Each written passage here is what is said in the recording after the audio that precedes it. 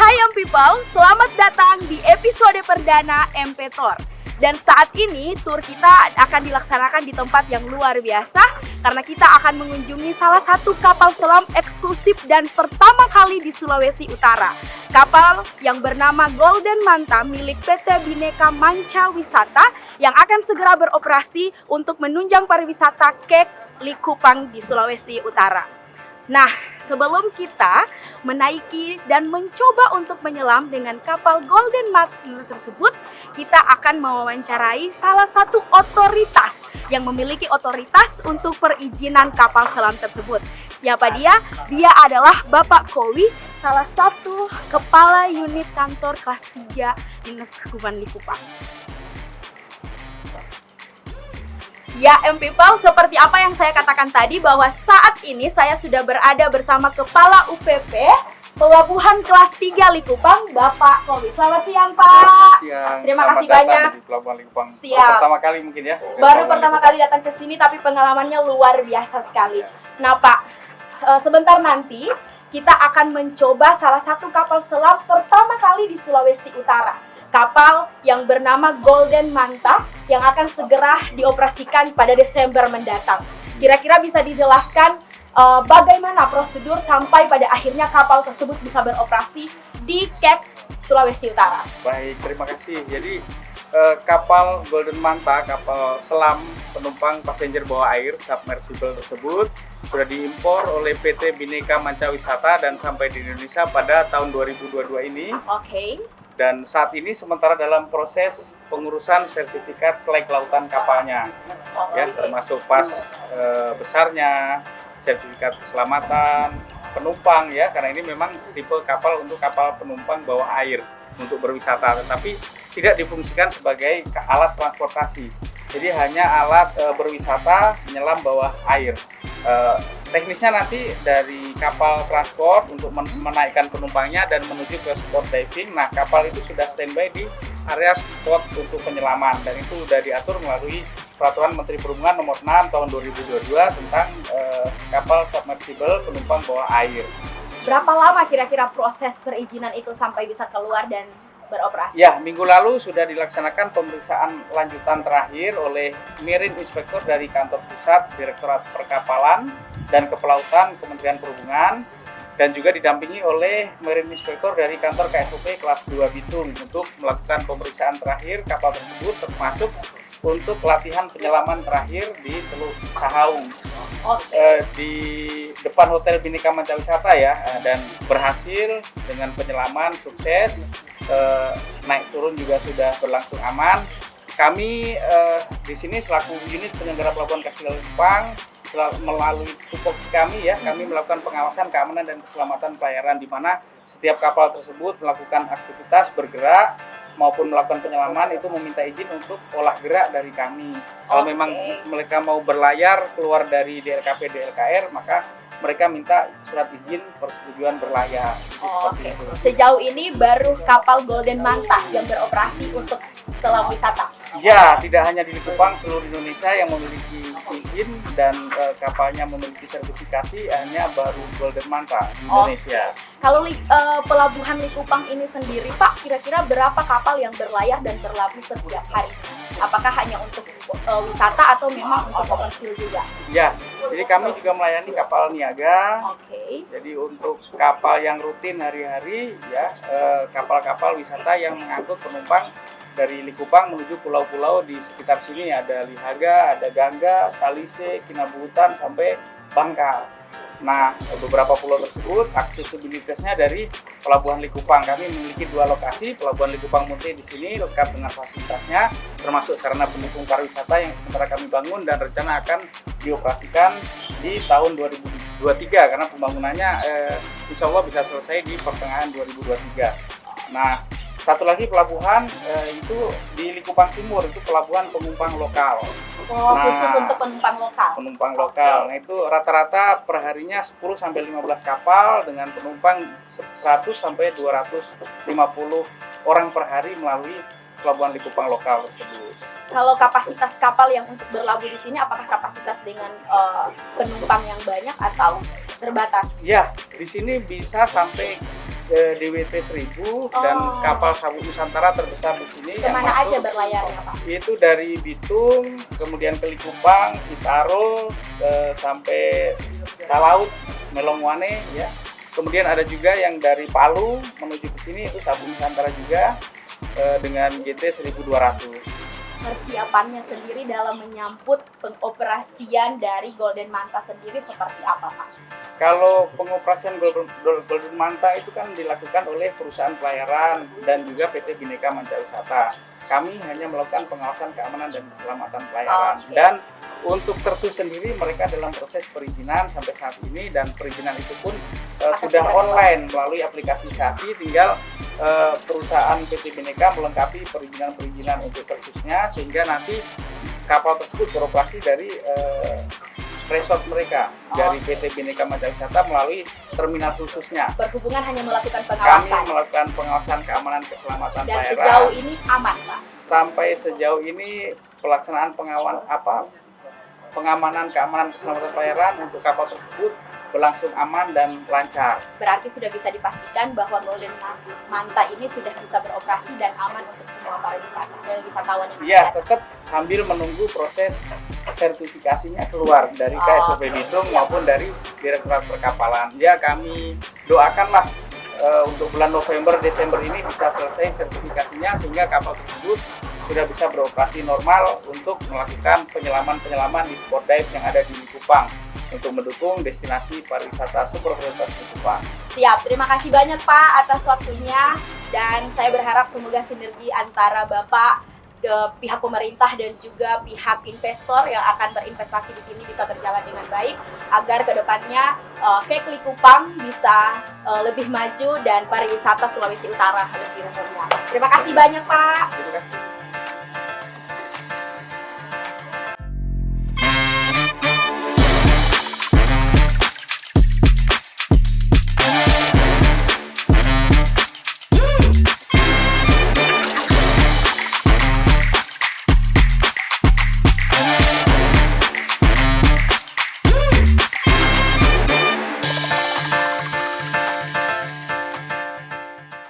Ini saya sedang berada bersama narasumber saya yang luar biasa, Bapak Direktur PT Bhinneka Mancawisata, Bapak Ong Indrianto.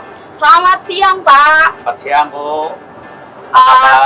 Alhamdulillah baik, senang sekali dan terima kasih sudah mengundang Manado Post untuk mencoba pertama kali kapal selam di Sulawesi Utara. Betul. Pak, Sulawesi Utara adalah daerah yang sedang memajukan pariwisatanya. Mungkin kira-kira latar belakang sampai PT Bhinneka Mancawisata mau menginvestasikan anggaran yang mungkin tidak sedikit untuk membuka bisnis kapal selam di Sulawesi Utara, kira-kira potensi apa yang dilihat? Jadi begini, Sulawesi Utara ini adalah salah satu destinasi yang bisa menunjang pariwisata ya. Pemerintah sudah menentukan salah satu dari 5 ya. Salah satu adalah KEK-nya Likupang.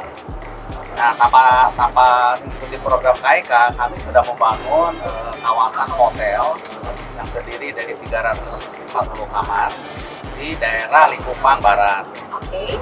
Nah, untuk menunjang kesuksesan ini, tentunya kami sudah menyiapkan beberapa fasilitas. Salah satu fasilitas untuk menunjang kesuksesan ini, kami mendatangkan namanya kapal penumpang bawah air. Nah, kapal penumpang bawah air, kenapa kita datangkan? Karena kita percaya di daerah Sulawesi Utara, keindahan alam di bawah lautnya itu luar biasa.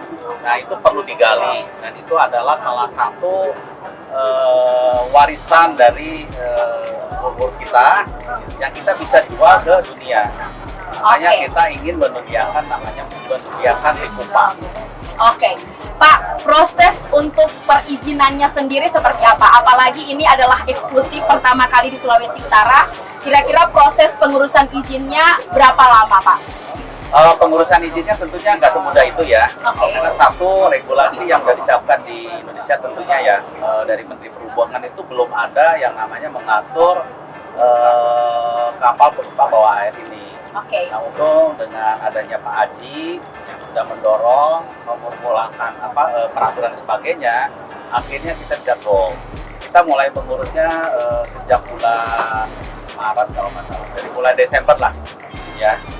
Mungkin bisa dibocorkan kalau total investasi yang dikeluarkan. Ya emang mendatangkan kapal ini nggak semudah seperti yang biasa ya. Oke. Perlu pertimbangan dan lain-lain, pengurusan dan sebagainya. Dan untungnya kita tertolong juga dengan adanya regulasi dari Menteri Keuangan yang membebaskan biaya masuk khususnya untuk penumpang ya, bukan untuk pribadi. Nah, total investasinya dengan total keseluruhan mungkin udah mendekati ke angka 40-an. Angka 40 miliar. Oke. 40 miliar itu bukan angka yang sedikit, Pak. Kira-kira karena ini investasi, bisa dikatakan investasi long term, Pak, jangka panjang. Kira-kira proyeksi seperti apa yang dilihat oleh PT Bhinneka Mancawisata sendiri? Sebenarnya kalau kita lihat komersial, itu Oke. mungkin kalau ditulis di bisnis plan itu nggak masuk. Oke. Cuman kita ingin mengharapkan impact-nya aja. Bahwa dengan adanya kapal penumpang bawah air di Sulawesi Utara, tentunya nanti berdampak kepada yang lain-lain. Kesatu, pertumbuhan pariwisata pasti akan tertunjang. Orang mungkin mudah-mudahan berbondong-bondong ingin melihat dan sebagainya. Karena itu kan adalah salah satu fasilitas yang disediakan di hotel untuk menarik daya tarik pengunjung yang ingin menikmati kekayaan alam bawah air di daerah Sulawesi Utara. Untuk Bhinneka Mancawisata sendiri sudah berapa mengoperasikan kapal? Apakah ini kapal perdana di Sulawesi Utara dan ini produksi kapal dari mana? Ya ini adalah yang perdana ya. Tentunya mungkin kalau dilihat dari ini adalah yang pertama kali di Indonesia. Jadi ini adalah hasil rapid ya di negara Spanyol. Oh, Spanyol. Ya, iya, kita udah melakukan sesuatu yang lebih teliti ya, karena ini kan masalah safety ya. Oke. Dan akhirnya puji syukur bahwa kapal ini sudah bisa mendarat di Indonesia, bisa di Manado ya, atau di Berapa lama proses indennya sampai bisa sampai kurang ke lebih Manado? hampir 2 tahun ya. Oh, cukup lama juga. Oke, jadi investasi ini sudah dipersiapkan dari jauh-jauh hari dan nantinya Desember akan segera dibuka untuk menunjang pariwisata Sulawesi Udah Utara. beratur. Oke. Nah, mungkin ini pertanyaan terakhir buat Bapak Om selaku direktur berinvestasi dengan cukup banyak. Kira-kira seperti apa dukungan pemerintah setempat terhadap bisnis ini? Ya Bu, kalau dukungan udah pasti ya. Oke. Dari pemerintah pusat dan sebagainya. Kami sudah beraudiensi, terutama dengan Menteri Perhubungan juga mendukung, Menteri Perindustrian juga mendukung, kemudian juga dari Menteri Industri juga mendukung, karena kapal ini kan nggak bisa dibuat di Indonesia sementara ini. Oke. Nah, tentunya kan kita kan juga berkoordinasi dengan pemerintah setempat. Ya, dari Pak Gubernur dan sebagainya sudah mendukung. Memang ini kita harus mengikuti proses-proses yang membutuhkan waktu dah. Oke. Karena kan nggak mungkin kita harus proses dari bawah terus sampai ke atas sampai selesai. Tapi secara overall sih pemerintah cukup membantu. Oke. Terima kasih banyak Ya, Pak atas oh, penjelasannya. ya. Oke, jadi M-People seperti itu adalah penjelasan dari Bapak Aji. Pak Ong adalah penjelasan dari Pak Ong selaku Direktur PT Bhinneka Mancawisata. Dan seperti yang dijelaskan tadi bahwa sebenarnya kapal selam ini bisa menjadi alternatif buat orang atau wisatawan-wisatawan yang ingin melihat pemandangan di bawah laut tapi tidak mau diving atau snorkeling. Tidak bisa diving atau snorkeling, jadi ini bisa menjadi salah satu alternatif. Nah, untuk lebih rincinya seperti apa proses dan mekanisme untuk para wisatawan bisa masuk ke dalam kapal ini, sekarang saya sedang berada bersama Bapak Aji selaku konsultan. Oke, selamat siang Pak. Selamat siang. Terima kasih juga Manado Post, sudah mau mengundang Manado Post untuk ikut perdana tour bersama kapal selam. Nah, kalau dari Pak Aji sendiri tadi Pak Ong sudah menjelaskan dari sisi investasinya. Nah, kalau Pak Aji lebih ke teknisinya nih. Kalau orang mau masuk ke kapal selam ini, kira-kira prosedur apa yang harus diikuti? Ya. Kalau kapal selam ini kan sebelumnya sama dengan naik kapal atas air atau naik pesawat terbang sama. Siap. Jadi keunikan atau keistimewanya kalau secara person pribadi itu tidak ada tekanan udara seperti orang menyelam. Oke. Kalau orang menyelam, kayak saya sebagai penyelam OBA ya, oxygen breathing apparatus atau menyelam biasa itu kan pakai alat aqualung, lalu ada masker, kemudian ada tabung selamnya, lalu ada buoyancy dan seterusnya gitu. Nah maka itu mirip-mirip seperti itu sebetulnya. Tapi kalau bedanya kalau menyelam ke bawah pengen lihat keindahan terumbu karang di bawah air ikan, maka kita harus menjadi penyelam dulu bersertifikat. Oke. Kan karena itu kan harus di training dulu baru bisa open water gitu ya. Tapi kalau naik kapal ini nggak perlu, orang biasa pun yang penting sehat aja, sebab jangan sampai nanti misalnya orang punya gejala jantung atau begitu masuk kaget, nah itu kan salah ya. Itu sama aja kendalanya untuk naik pesawat juga sama, artinya siapa saja bisa naik. Justru ini menjadi solusi sebetulnya bagi orang yang tidak punya kemampuan atau bersertifikat menyelam pengen meniti bawah air, maka ini solusinya. Oke. Gitu.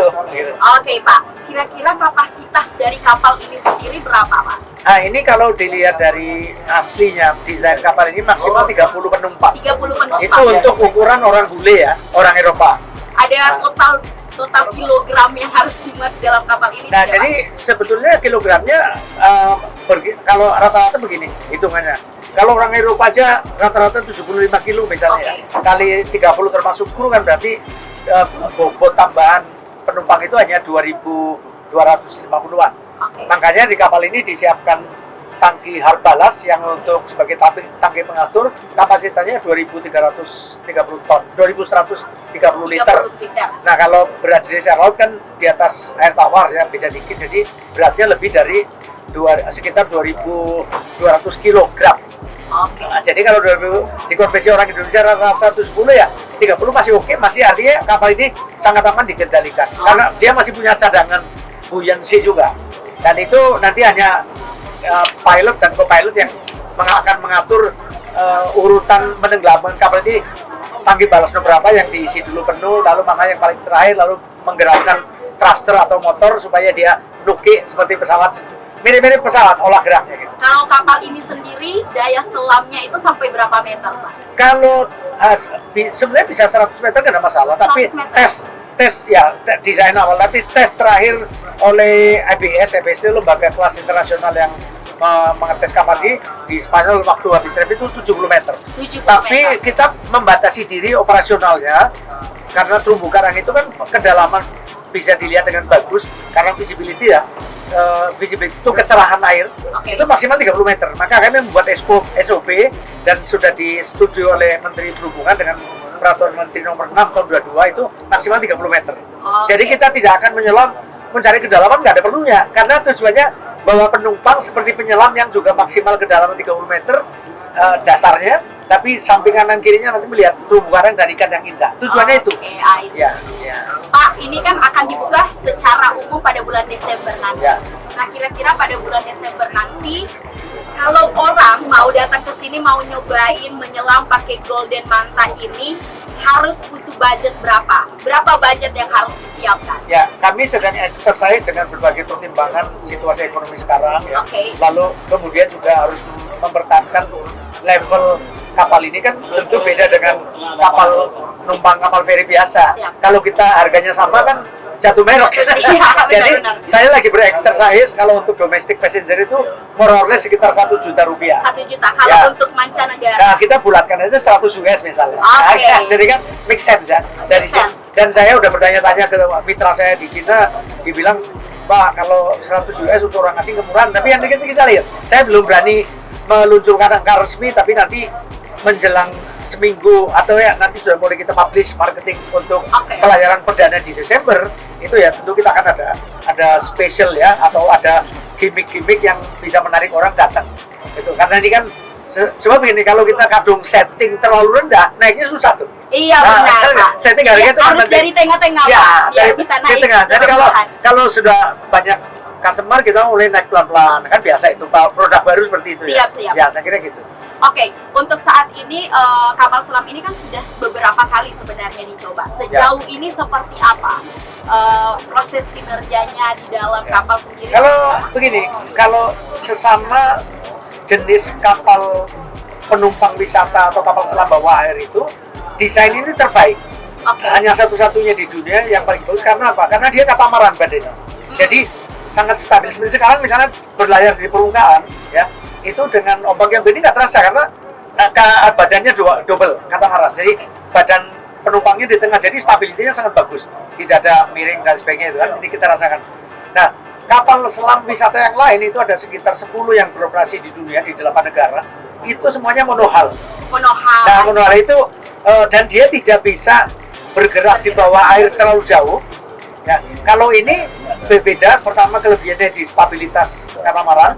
Yang kedua, dia bisa istilahnya point to point, bergerak di atas permukaan. Kalau kapal selam yang lain seperti yang di Bali Odyssey tidak boleh jauh-jauh karena dia hanya mau tenggelam tapi tempatnya sudah disiapkan gitu ya. Kalau ini bisa explore sedikit tapi tidak terlalu jauh di dalam airnya. Berapa jam batas maksimal yang dibutuhkan untuk menyelam? Sebetulnya melihat kepentingan aja. Sebetulnya kalau yang membatasi itu adalah dua, yaitu baterai, kemampuan baterai karena dia menggerakkan kemampuan baterai kira-kira bisa diestimasikan berapa? Bisa 8 jam non-stop nggak ada masalah, tapi nggak ada kepentingannya. Yang kedua oksigen. Oksigen yang untuk orang ini memang bisa untuk 30 hari ya, dengan kapasitas penumpang 30 orang itu bisa, tapi kan kita nggak perlu.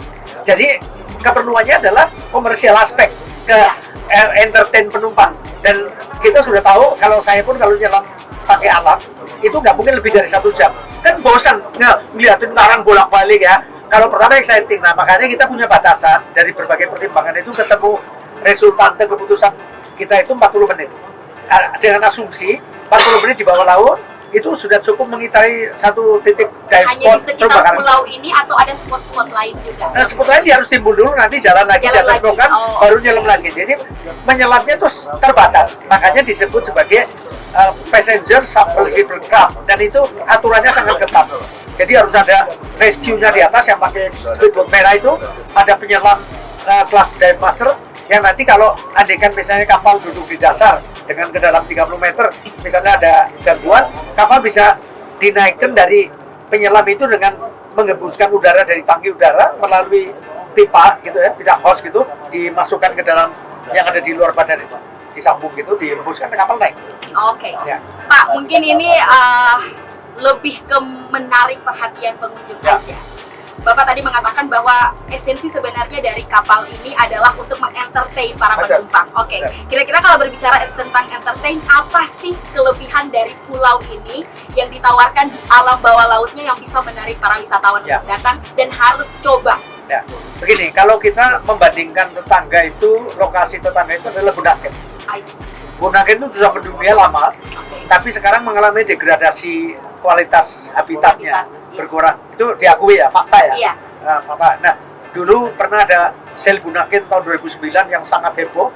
Ya saya juga kemudian ketua panitia nasionalnya saya, yang mendesain idenya semua itu, nama pun itu saya pribadi. Jadi kalau sekarang saya berpikir di Kupang bisa diduniakan, why not? Buat saya bisa. Tentu didukung oleh bapak-bapak yang hadir di sini, otoritas daerah. Jadi saya nggak bicara kecil-kecil target ya. Kenapa? Apa keunikannya? Keunikannya kalau dilihat dari spesies makro mikro untuk penyelam, di sini ada titik yang sangat bagus, yang sangat premium, sudah juga terkenal, yang di titik Bosabora di Pulau Bangka dan satu di Saho. Jadi saya ada witness saksi ya dari turis Amerika yang charter kapal grup saya, karena saya juga punya mengoperasikan kapal dive boat. Itu ada 22 turis Amerika. Ya, dia pensiunan gitu, charter kapal kita, terus nyelam di Bosabora nih. Terus setelah naik, saya tanya satu persatu tour operatornya yang bawa rombongan itu dari Amerika, bagaimana kesan menyelam titik selam di sini? Oh, Mr. Lugar, the best in the world. Dia di sini luar biasa di Sahong sama. Jadi saya makin terpicu bahwa menjustifikasi bukan hanya secara teoritis di Google bisa tahu apa spesies apa yang langka di sini, yang itu bagi penyelam, orang yang mau entertain tadi, itu sangat exciting dengan, apalagi nanti misalnya ada penyu, ya kan, turtle, ada dugong, di sana ada dugong. Dugong itu ikonnya orang nyelam. Dugong, manta, kemudian shark, white shark, whale shark itu ikon.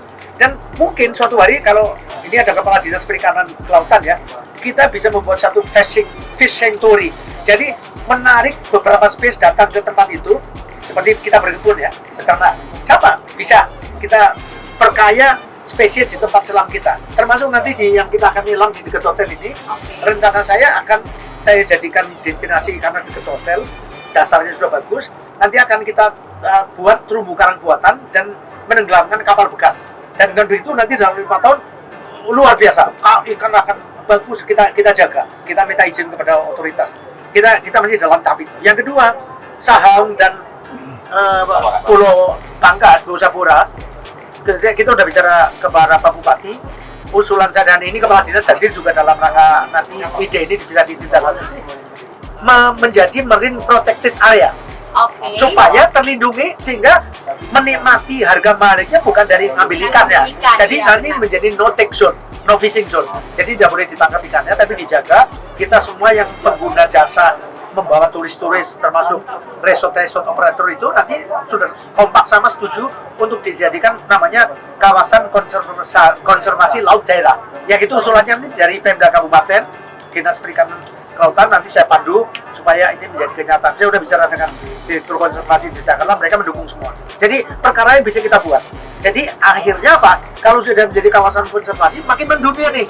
Mendunia orang akan menyebut, wah itu ada kawasan konservasi baru tuh, yang ikonnya begini-begini. Nah, ikon dari semua itu kita menawarkan dua produk. Selain memanfaatkan keindahan alam tadi, kapal ini nanti kan menjadi pusat entertainment di bawah laut.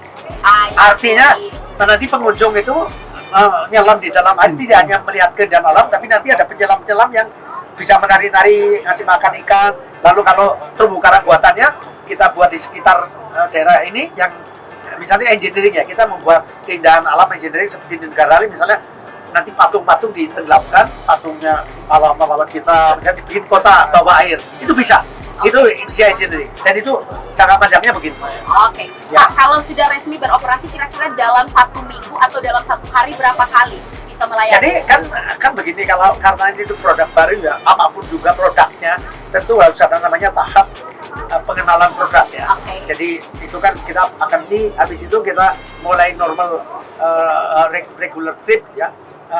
Lalu akan kita trennya dari setahun ke tahun sehingga akan tahu nanti bisa ketemu tingkat yang stabil atau steady marketnya itu berapa kebutuhan real kapal ini dioperasikan. Tapi secara teknis dengan kesiapan infrastruktur dan dukungan logistik semua kita maksimal tetapkan 3 kali trip dalam sehari. Makanya harus dekat dengan titik selam supaya kapal ini hanya berjalan 10 menit lalu nyelam 40 menit total, misalnya jadi 1 jam, kemudian 1 jam pulang pergi untuk perjalanan dari hotel, dari lokasi embarkasi ke titik labuh kapal ini. Nanti diangkut dengan kapal cepat.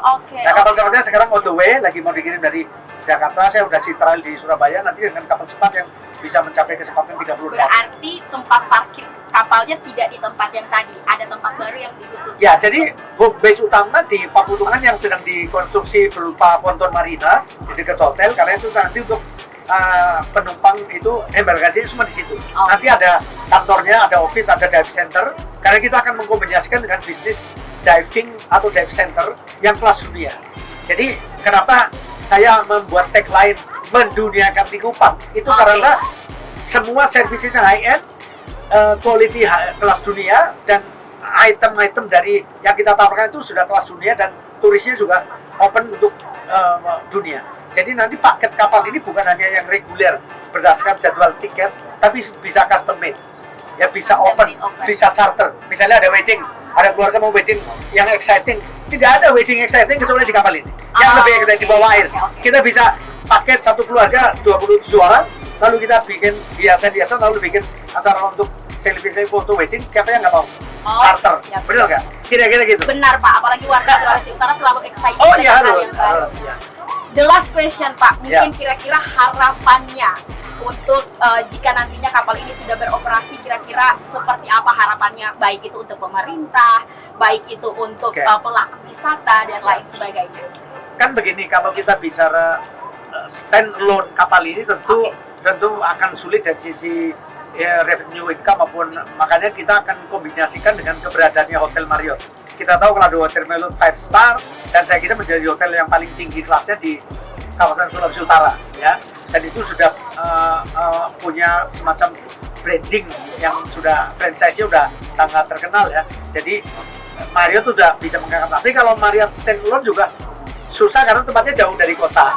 Nah, jadi kita akan mendesain suatu strategi operasional pengelolaan itu menggabungkan ini menjadi simbiose antara kapal selam, diving, paket-paket diving termasuk dive tour, dive course, kursus diving yang berstandar internasional untuk mencetak diver dive guide lokal kita berdayakan karena ini perlu pemberdayaan masyarakat. Jadi efek dari keberadaan Hotel Marriott, kapal ini, dive center yang berkelas dunia itu pasti akan modalnya luar biasa. Bukan hanya dari penyerapan tenaga kerja, tapi juga akan menjadi kontributor PAD Kabupaten Minot yang paling besar. Kira-kira kedepannya insya Allah gitu.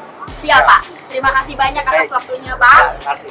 Dan M-People, sekian dulu penjelasan dari Bapak Aji selaku konsultan kapal selam. Nah, seperti apa yang sudah dijelaskan tadi bahwa berbicara Sulawesi Utara pariwisatanya tidak hanya Bunaken. Ada Likupang yang punya keindahan bawah laut yang sangat luar biasa. Jadi bersama Golden Mata milik Bhinneka Mancawisata, kita duniakan Likupang.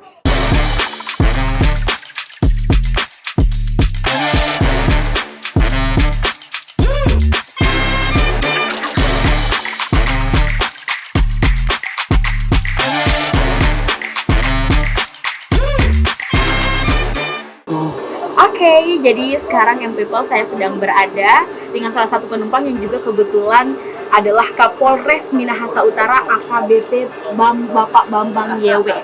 Selamat siang Pak. Ya. Kira-kira bagaimana experience pertama kali ikut menyelam dengan Golden Manta? Waduh, ini pengalaman yang luar biasa dan kita perlu apresiasi luar biasa kepada PT Bhinneka Mancawisata yang sudah investor yang sudah menanamkan usaha di Minahasa Utara ini luar biasa sekali, dan mungkin satu-satunya di Indonesia, di Sulawesi Utara, khususnya Minahasa Utara, kita bisa merasakan pengalaman menyelam dengan kapal selam sipil ya, Sipil ya. sipil bersama teman-teman semua. Kita bisa rasakan di bawah laut, pengalaman yang luar biasa. Keren. Oke. Kita harus dukung penuh ini. Oke Pak, jadi berbicara dengan kapal selam ini kan butuh pengamanan juga. Kira-kira Bapak sebagai institusi penegak hukum, katakanlah kira-kira seperti apa Bapak melihat sistem keamanan yang diterapkan oleh PT Bhinneka Mancawisata khususnya kapal Golden Manta ini sendiri? Ya, oke. Tentunya aspek keselamatan menjadi hal yang utama, dan saya yakin dari pengelola, dari pilot, dari semua yang berkaitan dengan kapal selam ini sudah mempersiapkan semua trainingnya. Kalau tidak salah dengar di Spanyol sampai di Minahasa Utara, kemudian juga di training kembali, safety-nya juga diperjuangkan, dan kita punya Pak yang punya pengalaman di kapal selam yang sudah luar biasa. Saya yakin dengan safety dan keselamatan prosedurnya yang sudah diterapkan di kapal selam. Mungkin ini yang lebih perlu di-highlight, harapan Bapak sendiri kepada masyarakat setempat sebagai mungkin Bapak institusi penegak hukum di Kabupaten Minahasa Utara, kira-kira himbauan Bapak kepada masyarakat setempat untuk sama-sama menjaga nih aset dari Likupang ini sendiri, kapal Golden Manta. Oh ya, tentunya untuk masyarakat terutama yang ada di Likupang, kita sama-sama menjaga terumbu karang, sama-sama menjaga laut kita, sama-sama kita menjaga pohon bakau, sehingga kekayaan alam di bawah laut itu pasti tetap terjaga dan bisa kita nikmati dengan menggunakan kapal selam. Oke, terima kasih banyak Bapak terima Kapolres. kasih. Enjoy the trip. Ya.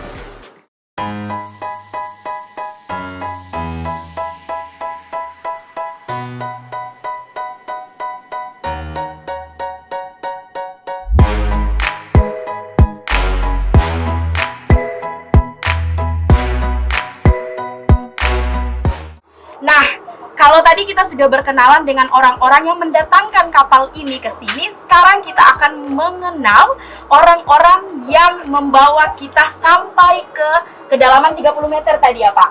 Kita akan berkenalan langsung dengan co-pilot dan pilot dari Golden Manta ini sendiri. Ini Bapak Mudatsir dan ini Bapak Roni. Oke. FOI ini adalah orang-orang lokal yang diberdayakan oleh Golden Manta sendiri. Bapak dari Mitra, ya.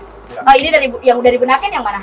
Bunaken. Yang ini dari Bunaken dan ini dari Mitra. Oke, Bapak Mudatsir, kira-kira apa pengalaman Bapak membawa para penumpang sampai di kedalaman 30 meter tadi?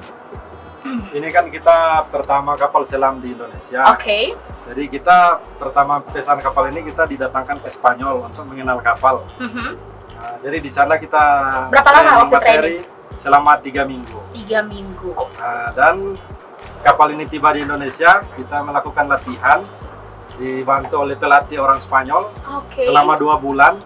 dan kita sudah uji coba membawa penumpang. Kita pernah sampai kedalaman 32 dan sekarang kita kedua kali bawa penumpang. Oke. Kalau Bapak pilot sendiri kira-kira kesulitan untuk mengoperasikan kapal ini seperti apa, Pak? Ya, pertama memang agak sulit. Seterusnya kita sudah bisa menyesuaikan, sudah bisa lah untuk membawakan itu sendiri. Sudah terbiasa. Ya. Ini tombol-tombolnya banyak sekali, Pak. Ini nggak susah untuk ngapalinnya. Yang pertama Inilah agak tantangan susah. kita. Tantangannya.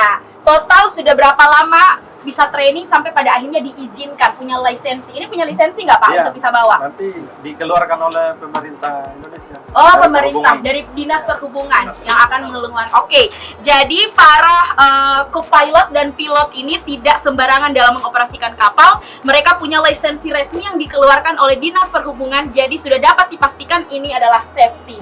Oke, Pak, terima kasih banyak atas waktunya. Semoga sukses terus dan sehat-sehat terus, Pak. Terima Oke, kasih. Sama-sama.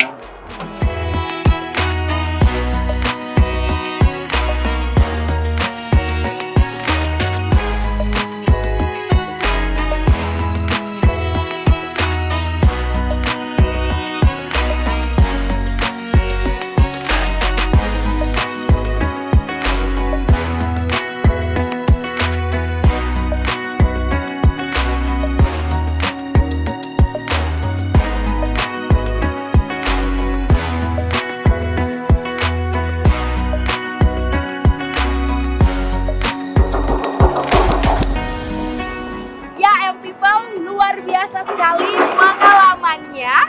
Tadi saya ikut menyelam di kedalaman 30 meter bersama kapal selam Golden Manta. Dan luar biasa sekali experience, semua orang di dalam begitu excited karena ini satu-satunya dan eksklusif pertama kali di Sulawesi Utara. Jadi, buat kalian semua yang ingin mencoba wisata alam bawah laut tanpa melakukan diving, snorkeling, kalian bisa memilih kapal selam milik Golden Manta untuk menjadi alternatif kalian dalam menyaksikan biota laut yang begitu luar biasa. Seperti apa yang dikatakan bahwa pariwisata Sulawesi Utara tidak terkenal hanya dengan Bunaken, tetapi juga memiliki banyak wisata-wisata lainnya, salah satunya destinasi Cape Likupang. Bersama Golden Manta, kita duniakan Likupang. Sampai ketemu di MP Tour selanjutnya. Jangan lupa like, comment, and subscribe, dan share ke banyak-banyaknya. See you!